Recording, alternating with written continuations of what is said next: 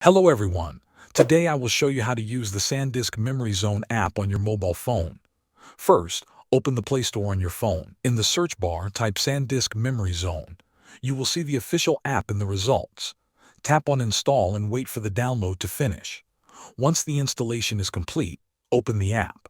When the app opens for the first time, it will show your phone's storage information. Now connect your Sandisk device to your mobile. This can be a Sandisk USB drive or a Sandisk OTG device that works with your phone. When it connects, the app will detect it automatically.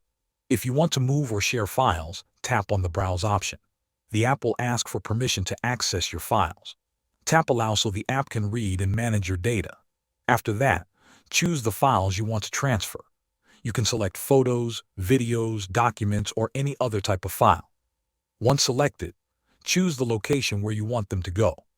This can be your phone storage or your Sandisk storage device. The app will copy the files and show you the progress so you know when the transfer is done.